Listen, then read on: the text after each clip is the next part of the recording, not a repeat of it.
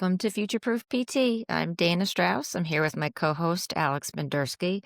And today's conversation with Dr. Drew Contreras might just change how you see your career path forever. Dr. Drew Contreras received his Master of Physical Therapy from Gannon University and his Doctor of Physical Therapy from the University of North Carolina at Chapel Hill.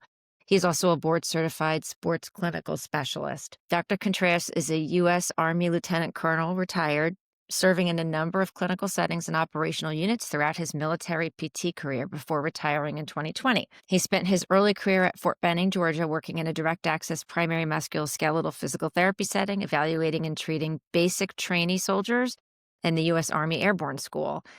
In 2003, he moved on to Fort Bragg, North Carolina, and his primary role was supporting the 2nd Airborne Division and various special ops units.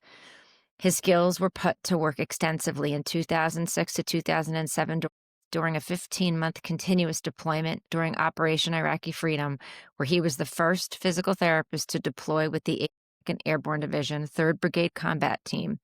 After returning, Drew moved to Washington, D.C. to work at the Pentagon Health Clinic, where he served as the Director of Wellness and Physical Therapy. During his time, he served as a consultant to the White House Medical Unit, and due to his successful integration of PT into the White House, was chosen by President Barack Obama to serve as the first ever full-time physical therapist at the White House. There he served as the physical therapist to the White House Medical Unit and the 44th President of the United States, Barack Obama, from 2010 until the end of the administration in 2017. During this time, he also worked with a wide range of government officials, as well as police and law enforcement agencies. He traveled the world with the patients he served and was able to help keep people functioning in their roles to serve the nation. He finished his career returning to Fort Bragg to work as the chief of the Physical Performance Service Line, Physical Therapy, at WOMAC, the largest PT clinical setting in the Department of Defense. After retiring from the military, he continued clinical care in Washington, D.C., and then served as a consultant for the White House Medical Unit and physical therapist for the 46th President of the United States, Joe Biden. He currently serves as a member of the senior leadership team of the American Physical Therapy Association as the Vice President of Strategic Affairs. His portfolio includes strategic alliances and innovation, business development, and APTA meetings. There he works to enhance the service and scope of practice of physical therapy and establish alliances and partnerships to advance the physical therapy profession. Physical therapy stands at a critical crossroads. While many of us feel stuck in what Dr. Contreras is going to talk about called the comfort crisis, complaining about what healthcare constraints are without taking action, today's episode is going to offer you bold, optimistic alternatives. Are physical therapists ready to step into primary care provider roles? According to Dr. Contreras' 2 decades of experience, some PTs may not feel ready, but we're already very equipped. And we need to step into the shoes that belong to doctoring professionals. The question isn't about our capability, but about our willingness to evolve beyond traditional treatment approaches that many of us are so used to. So we're going to explore the fundamental shift from fee-for-service to value-based care through Drew's brilliant tree-cutting analogy. And it's not theory, it's really happening now, with PTs adopting what he calls the Netflix model of care in a positive light. So flexible, accessible, meeting patients wherever they are, even in outer space, which he has a great little story about this. Definitely tune in. Drew insists that we must transition from skilled laborers to expert consultants who understand imaging, labs, and the full spectrum of patient management. We are licensed to do these things. Those who make this shift will thrive and lead in healthcare's transformation. So whether you're a seasoned clinician, you're just starting your PT journey, the conversation is going to offer you practical wisdom for claiming your rightful place in healthcare's future. So let's embrace the discomfort of growth together. See you inside. I want to welcome everyone to a 17th episode of Future Proof PT. And I want to welcome Dr. Drew Contreras to this episode, which is truly an honor and a pleasure because I think in the last 10 years, I have yet to meet a person who is better informed, more knowledgeable, or more experienced in the field of allied health. Today, and of course, my colleague and partner in crime, Dr. Dana Strauss, is here. So today we want to discuss 3 topics, and I'm going to introduce the topics and then I'll let Drew introduce himself even further. We want to talk about PT as a PCP concept, PT as a primary care practitioner, guard versus new guard in allied health leadership, and using priors to enhance the futures as a thought experiment of how do we learn from the past to actually have a better future in allied health. So, without any further ado, Drew, welcome to our show. Thank you. Thanks for having me, guys. I'm really excited to be here today. Awesome, awesome. So let's take it just as a first step. And I think right before we went live, we were discussing that this comfort crisis, right? So I have been APT for 22 now, almost 23 years. So I'm kind of like I would be considered a dinosaur, right?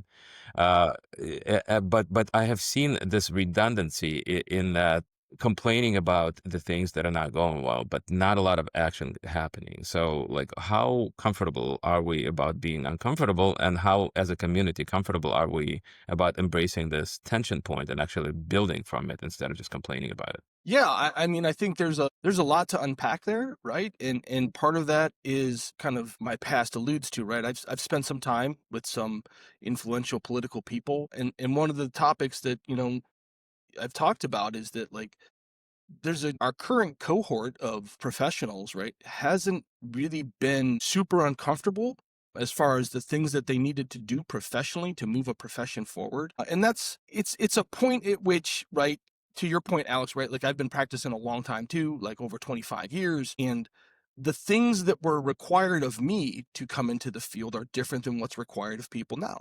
Right. And the pressures that people face now are different than the pressures that I faced. But it doesn't mean that there's not room to grow and to kind of meet those pressures. But to your point, like we need to be all right being uncomfortable and putting ourselves in a position of vulnerability in order to move things forward. Right. And that takes courage. That takes some grit and some wherewithal to be all right doing that. And that's not everybody's default setting. Right. And to the point also, I will say that it is also incumbent upon people who've been doing this a while to show them the pathway, to show them what it means to be uncomfortable, to get out there and do the work and do the grind and show them like this is how you move things forward. You have to model that behavior if you want to see it. Right. And that's part of like me going out there and having these conversations.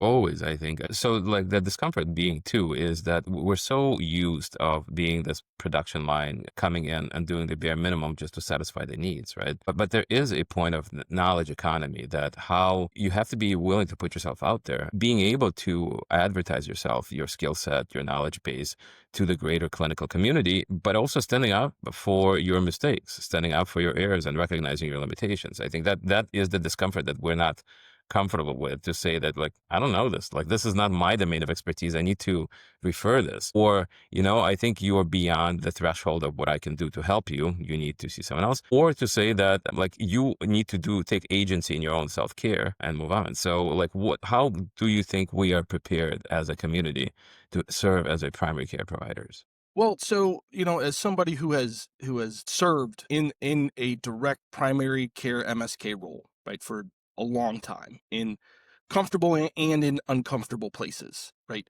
I think that the profession has given us the tools, right? So, and also, right, I just spent some time with a bunch of PT students, right? And it fascinated me that like every single one of those kids, I say kids lightly, is light years ahead of me where I was at their point, right? Like they are so much better equipped as far as their knowledge, as far as the tools that they have. One of the things, like I learned anatomy through a coloring book and pencils, right? They have, So did I.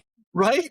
Like they have image models with Oculus glasses and the bodies displays with the transected cadavers. And I'm like, my goodness, like I was an idiot with coloring pencils, right? Trying to figure this out. So the point is that like we are so much further ahead as a profession to put people in the position of primary care that it's not even realistic to compare the two, right? But with my knowledge of coloring pencils, I managed to kind of figure this out, right? And the point of that is that we're 100% prepared to do this. I think the difficult thing is accepting the agency to do it and accepting that it's the right role for the physical therapy profession because it requires some change, right? It requires a mind shift of managing people and not constantly doing things to people. So another Yes. conversation I had on this, right, is the best thing a physical therapist can do right? The best thing you can provide is a consultation. Providing your brain to that person to look at their problem, look at their situation, provide them guidance on how to do it, right? And that is what all high-level professionals do. Like if you're a lawyer, right? That's You're right. not out there, right? Like whatever, like you give them advice, but the person has to follow the advice in order for it to work, right? Like it doesn't work if I say, this is what you need to do to stay out of jail, and then you don't do any of those things. Yeah. Your advice didn't work. Well, you didn't do what I said. Same thing with us, right? We have to be comfortable that I will provide you the advice, right? But you must adhere to the advice. And that, right, is that high level proposition that we have to get to, which also pulls you away from what people would say is, well, my profession demands that I put hands on people, demands that I count clamshell repetition. It demands that I, like, no, it does not. Hmm. Now, it doesn't mean that you don't have people on your team doing those technical things. It doesn't mean that you don't facilitate other professionals to help people who are struggling with some of these things. Absolutely. But it does not require the highest level provider to be doing those things on a constant basis. So that shift that has to occur to step into this primary care musculoskeletal role, you have to accept it as a doctoring profession if you want it to work. There is no doctoring profession where the head doctor in whatever it is, whether it's optometry, dentistry, whatever, Hmm. right, that is doing every piece along the way of the plan of care. That just does not happen. No. But yet we as a profession insist that, somewhere along the line, the gold standard is you and I in an hour together. That equates quality of care, as opposed to what am I giving you? What are the instructions I'm giving you to help you manage the situation that you're in? And so that shift has to occur if you're going to function in that primary care role. I think it is absolutely right on. And I think one of the ways to do it is actually having confidence in your own abilities, but also confidence in asserting your abilities with a specific risk threshold, right? So you're referencing other professions. I think most other professions take responsibility and also take a potential liability risk by saying that my professional opinion is you need to do A, B, and C. I think physical therapists historically have been always hiding behind the premise of being a referred to profession, right? Hmm. And, I still get shivers down my back when I hear a clinician say, what did the doc say, right? Like when you get the patient, like they're referencing like well, you are the doc in the moment, right? You are a musculoskeletal doc. Why do you really care what a pain management physician said at the moment of assessing this individual? Your job is to create your own musculoskeletal assessment, which you're not doing by falling back to somebody else, right? So like this paternalistic model that I'm just going to be a continuation of care rather than being an initiation of care. So I think this would be really good actually to listen to what Dana has to say, because there's a lot of interesting insight on a policy and an administrative level of how do you shape allied health as this primary care profession based on a payer needs, but also based on a payer demands, right? So I'll give it to you. Mm. I mean, everything you're saying resonates so much with me. It's so great to have someone like you bringing this up. And we have our little echo chamber here, but when someone with so much influence and prestige that you have says these things, I think it carries a whole lot of weight. So we're so happy to bring your voice to our podcast. I think what was coming up for me was when we think about the why, how did we get here? Yes. I mean, our profession has accelerated quite a bit in terms of our level of education in the last 25 years. I probably graduated around when you did. And right. And while I did, of course, we dissected cadavers, I was still using those anatomy coloring books too. We didn't have an app to do this learning. But, as I sit in the policy space, I think a lot about how payment models have influenced our practice. And that goes, back as simply as how PPS, right, at the turn of the century, how PPS influenced us at the inpatient Medicare Part A level as, unfortunately, a cost center by many, perceived as a cost center and treated as a cost center, where some of that I feel like took away some of our agency at an important time when our level of education was changing, and the exact opposite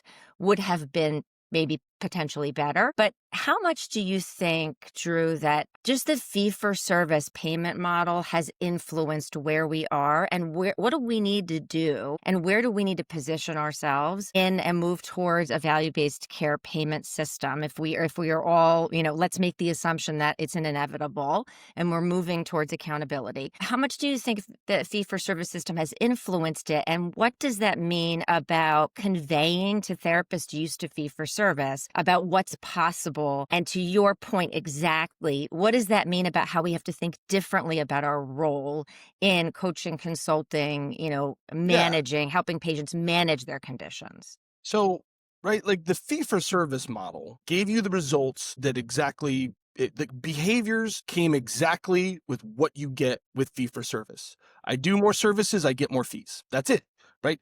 And I think that has in some ways incentivized care plans for treatments that, rather than the most efficient method to get the results or get that patient doing whatever it is they need to do as quickly as possible, you're not incentivized to do that with fee for Mm-mm. service. Period. You're just not, right? Like, just to be honest. That's right. But does it mean that what we were doing was wrong, right? However, at this point in time, right, medicine looks for optimized results, precision care, get people, do not keep them in the system, get them back to where they need to be. And so that's what patients want. Like, Mhm. no patient is interested in coming for 3 times a week for 12 weeks. They're just not. Mm-mm. No human being wants to do that. But mostly what they want to know is, what do I need to do to get better to take care of this situation? And so when I think if we think about value-based care, it's a big construct that a lot of people struggle with. Because like, Yep. what does that mean, right? Like, oh, I'm going to get how much, and what do I have to do, and how am I going to get paid? How's this going to work? And I would love your opinion on my take on this. So Mm-hmm. please pick this apart if this Yeah. analogy is crazy. I needed a tree cut down in my yard. I called the guy and said, "Hey man, can you cut this tree down?" He comes out to my house. He looks at the tree and says, "That's going to cost you $3,000. I said, "For $3,000, if that tree is gone, I find that valuable. Here's my money." So then I watched what happened. Bunch of dudes showed up in a big truck and some other tools. There's one young guy walking around picking up all the branches on the ground. That's all he did. He just picked up the stuff all day, picking up the stuff. There's another dude with the chainsaw cutting the limbs off, climbing up the tree, right? He's doing that. He's done with that. Then some other older guy comes out of the truck, looking at the tree, puts some lines on it. They cut it. Boom, the tree falls down, right? And then a bunch of other guys come, they cut it up. And then there's finally one dude who's been sitting in the truck the whole time, who finally comes out of the air conditioning, hands me a bill and says, "Here's your bill," right? This is the thing that, like, I needed a service. I agreed to the price. I didn't care how much I don't care how many people you need to get rid of the tree. I want the tree to be gone. So the value-based care would be, I have this condition, I have this thing, and I need you to do a thing for me. And I agree that this price is what it will cost me. I don't care if you need 5 guys picking up branches or 1 guy. I don't care how many people you need on your crew, but this is what I'm going to give you to do this job. And so I think if people kind of frame it that way, of like, if I have this condition and I need to determine, okay, you need to work with my PTAs X number of times. Oh, I need you to see this, treatment, blah, blah, blah, whatever the thing is, right? But like, I'm the guy in the truck. I'm the guy that's like making the determination of how many people we need, right? And I'm the guy who's kind of creating that plan of how to cut the tree down. I am not the guy picking up the branches, right? I've got people to pick up Yes. branches. I've got people to cut the tree down, right? But I'm the one who made that plan. So I think if you kind of frame it in something that's very tangible and real world, it becomes something that you can understand as far as fee for service. Now, that's what I've come up with. I'd Yeah. love to hear what you think about that. I mean, I'll give you my gut reaction, and then I'd love Alex's too, if you wouldn't mind chiming in. I think that is the perfect analogy. It really breaks it. It points out we're talking about going towards outcomes. The outcome you wanted is the tree is down, everything's cleaned up, and you don't have to worry about anything else. No one else has to, right? You don't have to get involved in any of the nitty gritty. You're looking at the outcome. I think there's two things when we make that analogy that are really important to point out when it comes to maybe exacting more about the analogy and about what value-based care is. And one is that therapists, as we think about moving towards us thinking about outcomes and not thinking about the every little step to get to the outcome, is what is the value we're fighting for? So inherently, I would argue, we have this conversation often on this podcast, that our services have been undervalued on a unit basis. Now, as we think about outcomes, we can't allow that to happen if we think about the value that we should be assigned to the outcomes that we're able to achieve, right? And if you look at the payment models that are starting to be introduced, and if we keep it really simple, like the WISER model, the new wasteful, inappropriate spending reduction model that is supposed to start at the beginning of next year, what are we talking about? We're talking about the efficiency of caring for things like, knee osteoarthritis without having to have arthroscopy, right? This is an opportunity for therapists to, even though we're not explicitly participants, and we need that to change in the future, we need to elevate how we are able to help this model and these patients be successful by avoiding things like surgical interventions. The value of our day-to-day treatment, on a unit basis will not be sufficient in a value-based world. Being more efficient, the value of our services must go up. So that's number one. And the other piece is value always depends on quality, right? Value is efficiency, but it depends on the quality of care being as high as is achievable. So where we are bringing efficiency, we have to bring quality, and then we then earn the right to be reimbursed on an outcomes basis at a higher level than we have been during the fee-for-service system.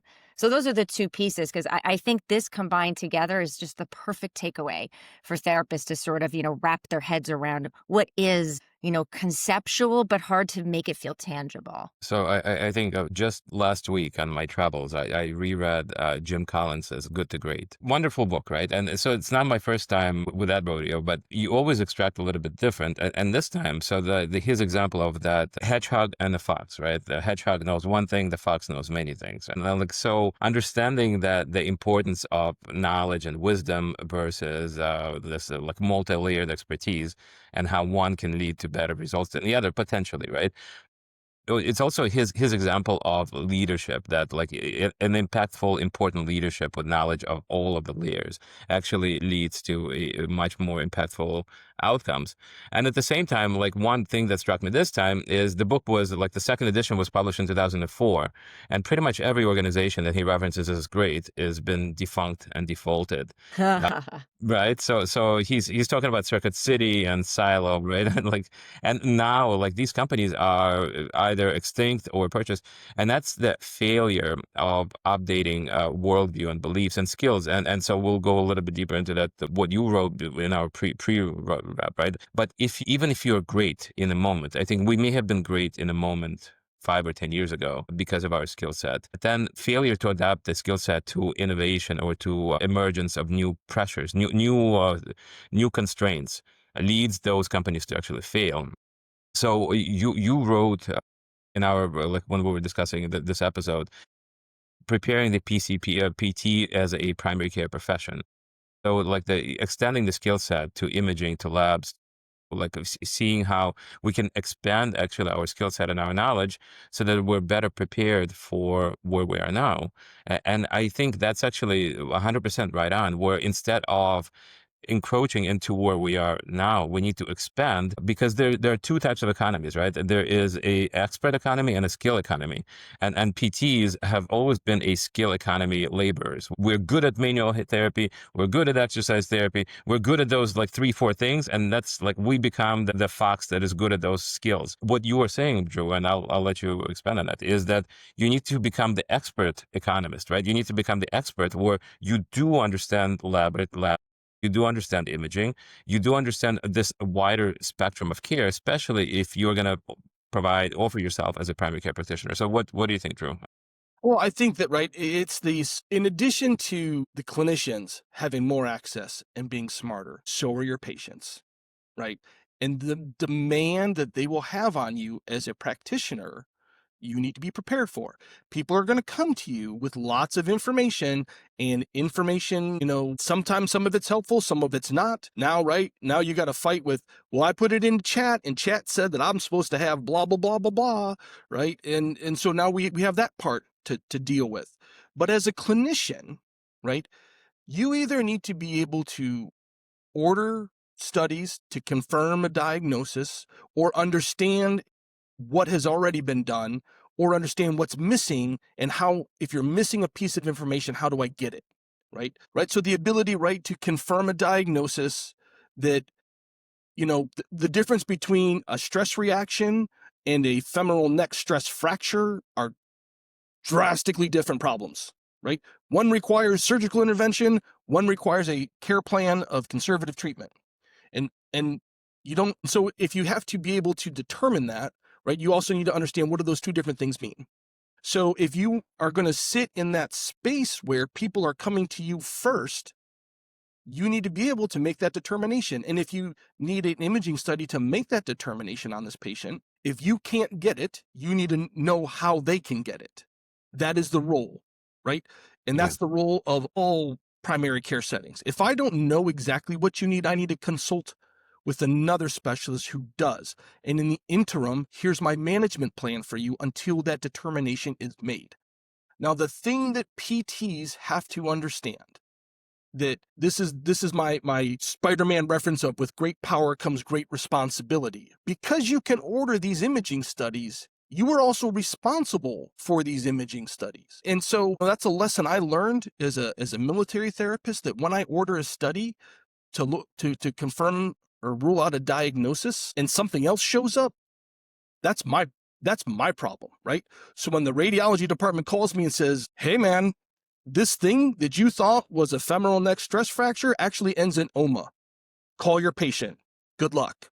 So now I own that. I own that problem. And it's my job to get a hold of the patient, to get them to where they need to go expeditiously, right? So understanding that, like, even if I hadn't ordered that study and that patient showed up and I saw that, I was like, wait, that does not look right. Because I've interacted with that patient, I own that problem now, right?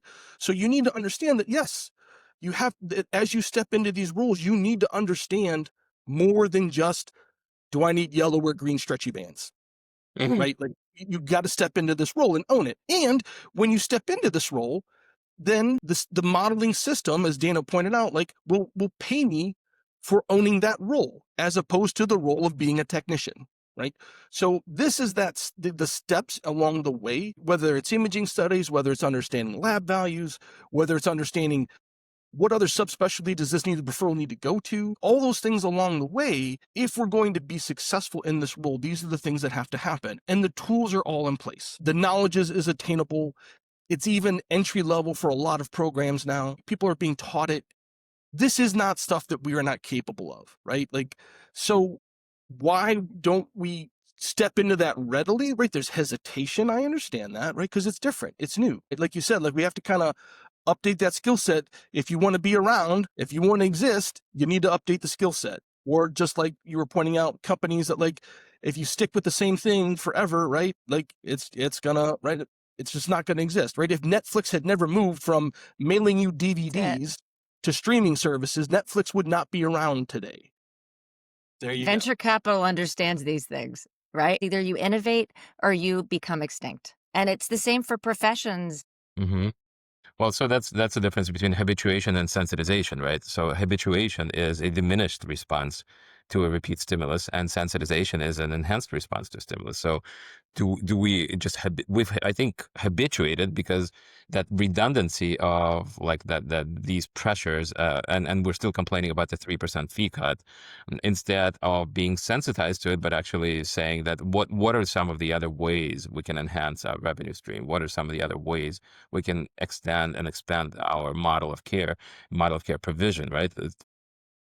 As you were saying, Drew, expanding your own skill set, investing into your own practice, investing into your own knowledge base. Yeah. So, And I let me think, one thing that Dana said, right? Like, venture capitalists, right, are there to do one thing and one thing alone, right? Make more capital, right? Right. Get more money. That's what they do. And I understand all the things about the reimbursement challenges our profession has. I understand all the problems. I hear about them all day, and I'm super sensitive to it. However, if the profession is such a problem, if the space is not promising, why is it that constantly venture capital is sticking its nose in our space? You Because got in it. because in medicine, there's only a few things that have pretty expandable margins. Most things in medicine don't actually make money, That's right. but ours does. And so, like you said, people see the opportunity, people see the quote white space that's available in these markets. They want it, right? So I get it that our payment model that we're living under doesn't work for us anymore. Agreed. But it does not mean that the space is not profitable, a great place to be in, because as we look at what we're facing with the population in the next 5, 10, 15 years, this space is only going to expand, period. We also know from workforce demands, right? We're never going to meet the demands. So it means there's space. There's lots of space for me to get into here. And as the workforce does not meet the growing demand, right, it will become more valuable when you do find, to your point, those that expert level, right? It just becomes more and more valuable. But to the other point, then at some point you have to scale, right? That's the only solution is scaling to figure out, how do I get more people in the door? How am I able to expand the number of people that I'm serving so that we can get the people the care that they need? Because at the end of all of this, whether we're talking about reimbursement and money or picking up sticks or MRIs, right? What this really comes down to is nobody comes into this profession thinking, I really can't wait to have my own G5. I really can't wait to have my own jet. Like nobody's like, I'm going to be a PT because I think I'm going to be filthy, filthy rich. That is We're not still trying to move from economy car to midsize sedan. right. So Right. One in an SUV with a third row. we just want 4 functional wheels and a steering wheel. So Right. We So, could think a little higher than that. yeah. But the point is that, like, it's hard. The people in this profession want to do great things. You want to help people. You want to be a solution. Yes, you'd like to eat. Yes, you'd like to every now and then be able to afford something or make sure you can take your kids to their college. Like, yes, but at the heart of it, what we really want to do is find a way. How are we able to deliver the care so that the profession can meet the demands of the people that we are charged to take care of? And I think that this model that we're talking about gets us to that. And that, I think, is not arguable. I think that's the inevitable problem that we really are looking at. It isn't money, it's how are we going to meet the demand of the people who we are entrusted to take care of. from that. And I know that healthcare is changing, and the way we deliver healthcare is changing, and the way we consume healthcare is changing. But we're still stuck in this tension point of the old systems fighting back because they don't want to release control, and the new systems that are emerging, but they're really now vying for power and freedom. We can discuss the digital health. We can discuss these hybrid solutions. We can discuss these direct to consumer, direct to employer models. But all of this is like there's an emergence of these new constructs that are creating a direct tension against the old constructs. So it feels like we're not working together, but we're working against each other, right? So how do we overcome this tension and actually refrain from the old guard, new, but actually share the same narrative into building a better healthcare system? This is right. This is, like you said, the inherent push-pull. And when you have a shift, which is what we're no longer isn't the shift is coming, like it's now. This is no longer a question. Anybody in the healthcare space understands it and feels it on a practical basis, right? And either there has to be a world where both exist for a moment, right? That has to happen. And this happens with everything. Again, I'm a big fan of analogies. This is the electric car and the internal combustion engine existing at the same time. Right now, this is happening, right? There will be a day when the shift will occur because this engine, this electric engine, has 100 moving parts, and this internal combustion engine has 2,000 moving parts and costs more to operate and is just not as efficient. The shift will occur, right? And as Yeah. a owner and a lover of classic cars, it hurts me to my core to think about not shifting gears, right? But it also is really nice to get in a car on the highway and push a button, and it just does 90% of the driving for me as I'm trekking up to get my kids from college. So there's a world where both exist in the moment, but you know that the shift will occur. And I think that that's how we have to approach this. That there's old guard quote, right, are the people that got us to where we are. They're the people that have leveraged their brain pans to get us to where we are. And whenever these shifts occur, you should never disregard the things that got you to where you are. Yes. Right? Because Great when point. you discount that, you will be forced to learn the same mistakes, relive the same problems that they did, as opposed to accepting it, understanding where it got you, learning from it, and then applying it to the new model. Right. And I think that this shift of clinicians, like I said, it is the clinicians coming out now.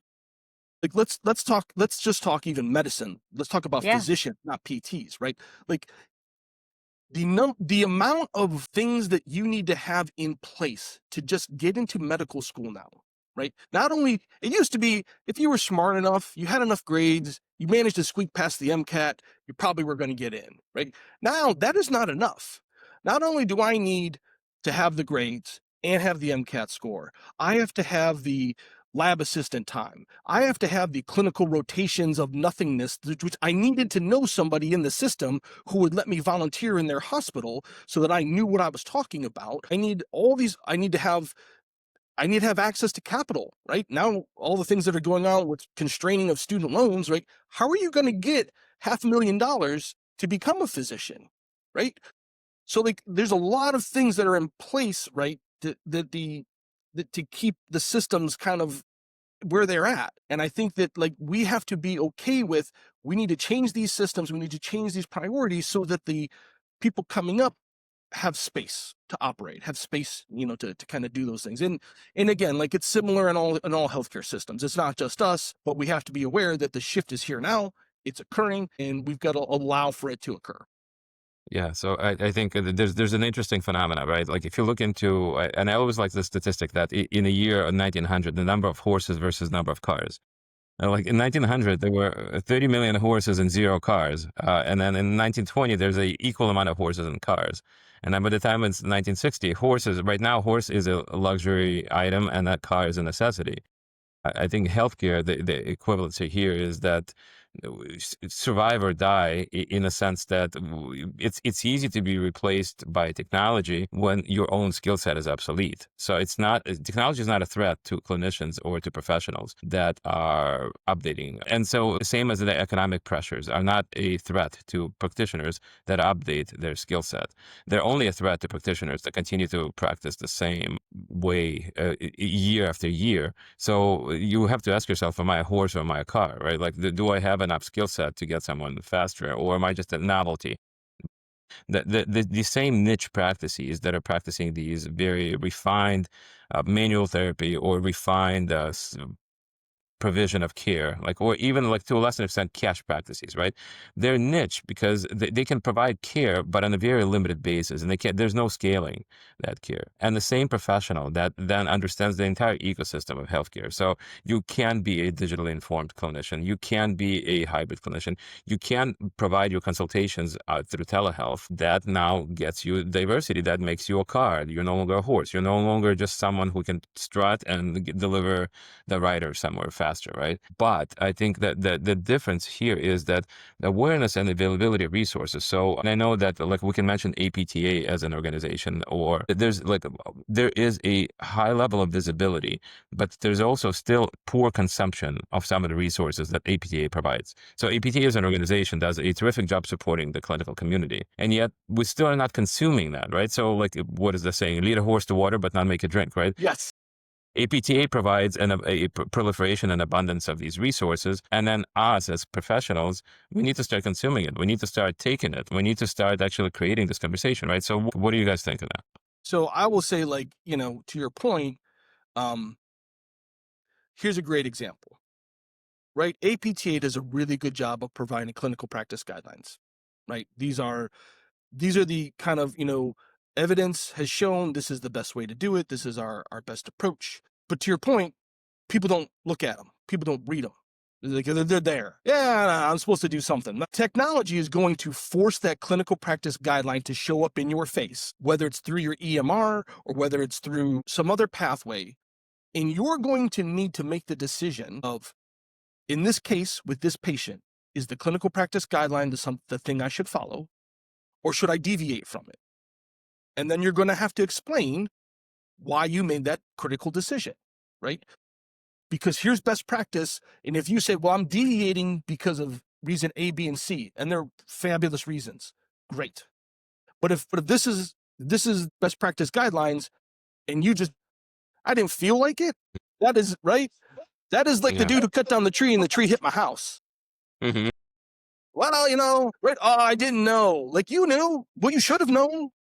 Yeah. So the point is, like, the resources are available, but people who don't want to incorporate them will not be as valuable as the people who do. Any payer, whether it's the federal government or employers or whomever else, you can't hide in a world where data can be analyzed and interpreted to just show and demonstrate to your referral partners, to your payers, this provider or this group follows clinical practice guidelines and gets this outcome.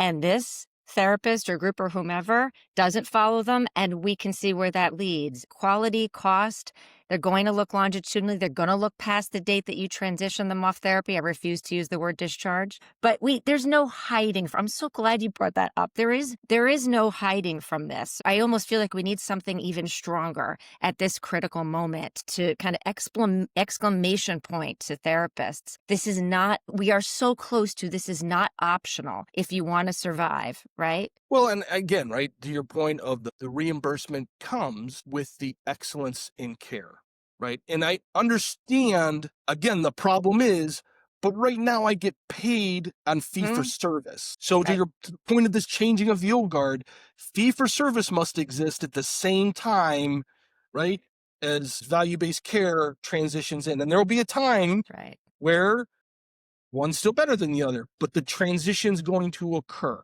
And this is the conversation we've been having all kind of folds into that like the transition is no longer a hypothetical. It's okay, here we go. And to your point, if you don't want to be left behind, you must understand the value of the care that you provide, the data that sits behind the decisions you're making as a clinician, and how you're providing that, because it's all going to be transparent, all of it.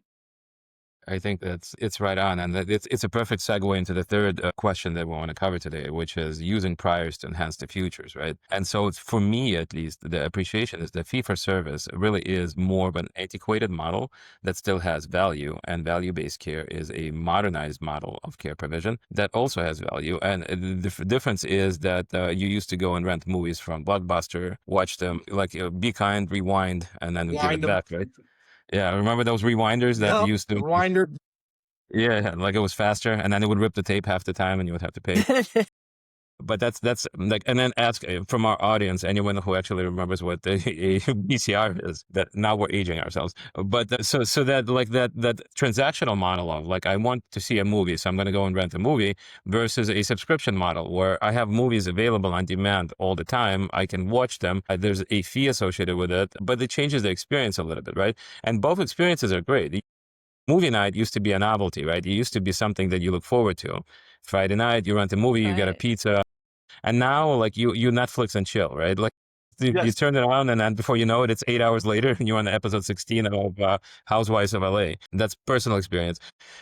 We like, I think we need to appreciate that. Like, how prepared are we to be a Netflix model of healthcare provision, where we are more risk-based, we're more like a reference of what you were saying, Drew, which is we have to be comfortable saying to a patient that your point of care right now, like your plan of care and your clinical scenario is better fitted by you doing things on your own. So I'm going to evaluate you, and then you are best served, right?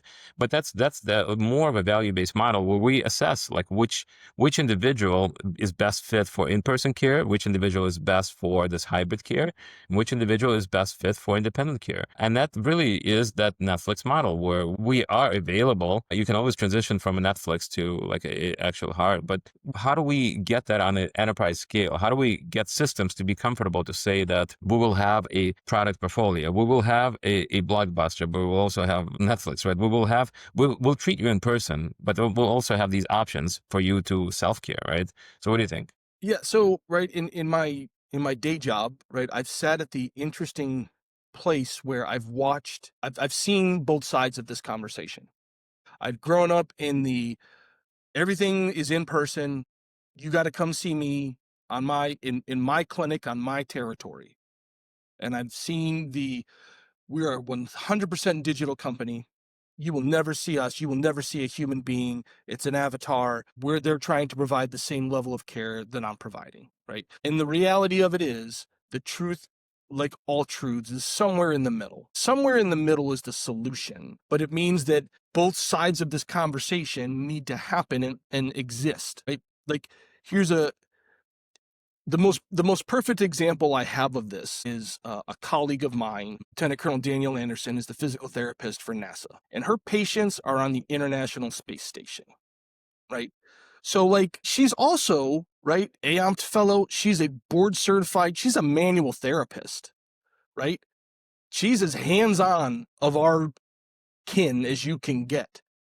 But that is not an option for her because her astronauts are in space. Her adapting her plan to leverage technologies so that she can provide care, because bringing the astronaut coming to her is not an option. It's not going to happen. So finding the solution in the middle of where she practices, where they're at, implementing tools to get to a solution was the most perfect example of this that I've seen so far. Right? Nobody discounts that, like, she is not a highly skilled clinician, and nobody discounts that the patients they're smart enough to do what you say. They're pretty bright guys and gals. And like they have all the tools necessary to implement this. And she guides them through the process. She directs them, right? But this is the future of the, like, okay, hey, when you get back, we'll work on some things, but right now that's not an option, right? And if you think about how most humans, right, live our lives now, we rarely are static in one place. Whether that's I move around for my job, whether that's my family demands require that I'm constantly driving back and forth to practices, I'm chaperoning little humans around for a living. It just depends. And all the time, your needs are not always in the same place. And so, to your point, if I want to watch Netflix at home on my sofa, awesome. If I'm on a plane and I want to watch something on my phone, awesome. I can do that, right? Like, it's flexible to where I'm at. It meets me where I'm at. And if we can figure that out and deliver that care to meet patients where they're at in the moment that they need it, right? Like you said, you don't really discharge people. I'm just waiting for the next event. When my patient calls me and is like, hey, Drew, you know my back thing that was great? Well, I'm skiing right now and it's not so great. What do? I need to meet them where they're at, provide them guidance and direction. And sometimes that's, I need you to see somebody. Let me find the right person. Let me reach out to them and say, I have a patient, they're needing somebody. Can you fit them in? Let me help facilitate that care, as opposed to, listen, do A, B, and C, and I'll see you when you get back from skiing. Like, maybe you shouldn't have gone skiing in the first place. The point is that, like, meeting them where they're at, right, is what we should be doing as a doctoring profession. That's what we should be providing them. That expert guidance. The best thing I can do for that patient is between my ears, right, is figure out, how do I help you meet where you're at? How do I get you what you need? And then figure out the plan for moving forward. And I think if we can get to that, all these other concerns start to go away. If we accept that mantle of responsibility and move towards that, these things start to dissipate because the value is there. People inherently will see the value. And to your point, Dana, payers will see the value of it because I prevented an admission. I prevented you going to the ER, doing a ridiculous workup of imaging studies and unnecessarily, That's right. prescribing medications that didn't really fix anything anyway. So if I can show that value that by me doing this prevents further downstream care, it's a win. It's a win for the patient. It's a win for the healthcare system. It's a win for the payers, right? And it's a win for us professionally because it puts us in our best role. And you have to be willing and comfortable to bill for that telehealth service, right? Like, so when your patient calls you from Boulder and says, my back is out, you have to be comfortable saying, I'll consult you, but there was going to be a fee associated with the consultation because you have to value your own skill set. That's the difference between expert economy and skill economy. That the expert values their expertise, and there's a financial price with expertise. Don't give it away, given, right? I once, right, asked a question of my lawyer, hey, should I do A or B? Gave me an answer, fantastic, and I got a bill for 8 minutes, 8 minutes or whatever, 15 minutes of their time. That's right. Yeah, Period. because that's expert. Like, he gave you a lawyering advice. Right. I need your advice. How should I manage this Yeah. situation? I'll tell you, but I'm going to charge you for it, right? Otherwise, feel free. And to your point of that expert economy, right? Like understanding the value that we bring, that helping people manage, right? Their most, like, whether we want to admit or not, right? Like the most valuable thing you have, right, is you. Every human being, right? Like I am no good to anybody else unless I am there, right? I can't do anything for my family, for my colleagues, unless I exist. So if I don't take care of my number one asset, I'm not super great to anybody. And I think that in a post-COVID world, people kind of figure that out, right? Like if I don't take care of me, nobody else is going to do it. And and and then I can't do all the things that I want to achieve or provide for other people, right? And so in the non-surgical musculoskeletal space, I will have the argument with anybody any day of who's the person who owns that space, right? It's physical therapy, period, right? All day long, we could have it, right? I could pull out the studies, pull out all the things, pull out all the evidence, and we could argue this all day long, and I will win this conversation because I'm confident that the work has been done to prove the value of the physical therapist in this space. But to your point, Alex, we need to be okay with saying, I'm valuable, and this is what that value is worth. Yeah. Having I confidence. just want to say that therapists shouldn't be afraid of this because we're experts in patient engagement. Where physicians have had, and I've worked for years in population health and in ACO, working with docs hand in hand. And when you try to work towards a value-based system and they're so used to fee-for-service, and they also don't have built in, because of fee-for-service, the same skill sets that therapists have, generally speaking, in terms of how to engage patients and change behavior, they have other tools, right? They have medicines, they have the front desk, they have the MAs, they have other tools to do that patient-facing work and a very limited time period per patient. We have the skills because if we don't have the skills to change behavior and engage patients, we have nothing. We have nothing, whether we're in person, we're remote, we're hybrid, whatever. So yes, we have to put a foot in each canoe. That's the analogy we used to use. We still use. You have a foot in each canoe, fee for service and value-based care. But for us, yes, we're going to have a foot in each canoe. But the skill sets required to succeed in an outcomes-based world, I would argue, are built in for us already. And one last quick thing. Yesterday, we just came out, CMS posted results from the Medicare Shared Savings Program of a savings to Medicare of $6.5 billion for 1 year in 2024. And the Medicare Shared Savings Program is a foot in each canoe. You're providing care on a fee-for-service basis, and if you do a great job of keeping patients well and managing them conservatively, you then retrospectively earn additional reward for doing a great job. You are inherently a foot in each canoe. And there was a huge savings to Medicare to the tune of $6.5 billion. And right, those providers achieved several billion dollars of shared savings. So there's a lot that we can do that physicians have been doing and are continuing to do. Not going to happen overnight, but we can do it, no doubt. And again, we have to be okay being a little uncomfortable with the transition. We have to be okay stepping into this role because the reality of it is that just like there's not enough physicians, period. There's not They enough need us. non-physician providers that and all day long, physicians are like happy to send us the musculoskeletal things because that's not their bailiwick, right? It's really not, right? And they have no issues doing it. All they're concerned with is, does my patient get what they need? Great, right? We know that from the surveys we do with physicians that they absolutely appreciate and love physical therapy, but we have to be able to, right, be in that position and put ourselves out there that we can serve in this role and keep a foot in both canoe, as you say, as we kind of ride this out into the new transition.